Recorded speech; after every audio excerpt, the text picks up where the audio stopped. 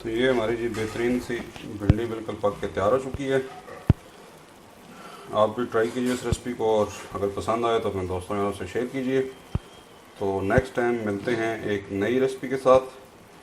तब तक के लिए अल्लाह हाफ़िज़। अपना और अपने दोस्तों का ख्याल रखिए।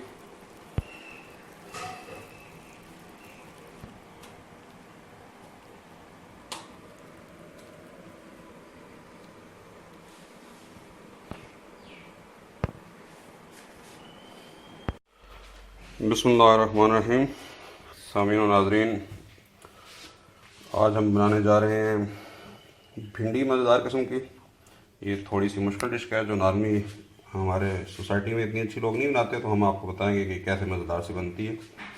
तो इसके लिए हमने जो लिए 1.5 पाव तकरीबन भिंडी है, आधा किलो प्याज, 2 अदद बड़े साइज़ के टमाटर, थोड़ा सा सब्ज़ धनिया, और ये सुरख मिर्चें 4 से 5 पड़ी हुई हैं जो कि अच्छी कड़वी हैं। बाकी आप अपने जायके के हिसाब से मिर्चें कम ज़्यादा कर सकते हैं। उसके अलावा आधा चम्मच हल्दी, आधा चम्मच नमक, हाथ पे जायका आप डालें, आधा चम्मच ज़ीरा और 1.5 चम्मच सुरख मिर्च पाउडर। तो आइए शुरू करते हैं हम मज़ेदार सी भिंडी। एक बड़ी खाने वाली चम्मच जो है वो हमने ऑयल ले ली है। अभी हम इसके अंदर डाल देंगे प्याज,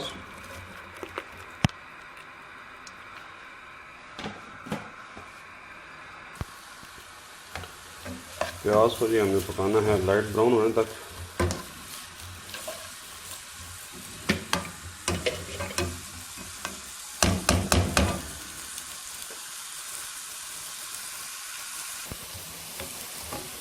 ये जी हमारा प्याज लाइट ब्राउन हो गया। देख लें, जो हमने आधा किलो डाला था प्याज, ये पक के तो कितना सारा रह गया। अभी हम इसमें टमाटर ऐड कर देंगे और हल्की आंच पे इसको दम दे देंगे ताकि जो टमाटर है वो गल जाए, नरम हो जाए।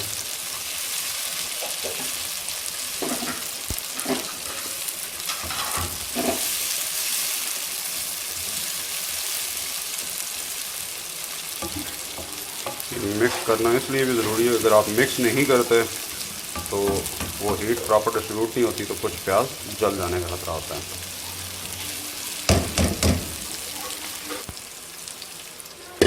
ये जी इसको 2 मिनट के लिए ढक्कन लगा दिए। ये जी टमाटर नरम हो चुके हैं, पानी छोड़ दिया। तो अब इसमें हम मसाला ऐड कर देंगे, हल्दी, ज़ीरा, नमक और सौंफ मिर्च पाउडर। अभी इसको और मसाले को अच्छी तरह मिक्स कर दें।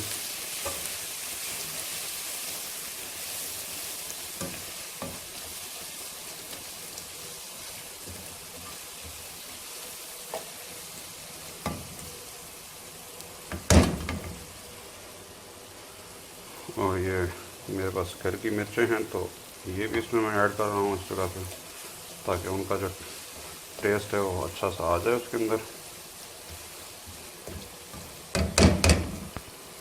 ये हमने अच्छी तरह से मिक्स कर लिया। टमाटर आपको नज़र आ रहे हैं कि हमारे टमाटर जो हैं वो गले हुए हैं। ये आप देख लें, टमाटर जो है वो सारे गल गए हैं।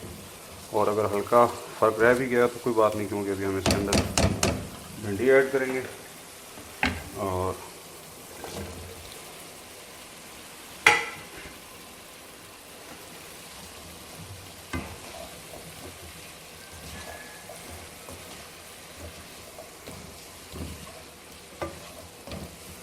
ये देखिए, जो आपको इतना सारा मसाला नज़र आ रहा था वो भी इसमें बिल्कुल पूरा पूरा नज़र आ रहा है। हल्का सा मसाला जब इसके अंदर मिक्स कर लेते हैं तो इसको बहुत ज़्यादा हिलाना नहीं है, क्योंकि उससे भिंडी टूट जाती है। अभी हम आग बिल्कुल हल्की करके तो इसको 10 मिनट के लिए दम पे लगा देंगे।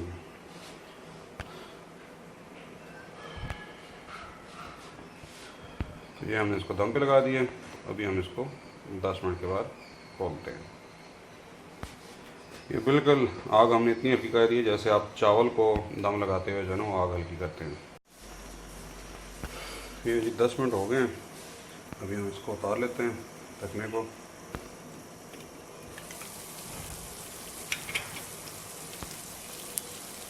अभी आप एहतियात से जो है ना थोड़ा सा भिंडियों को हिला लें।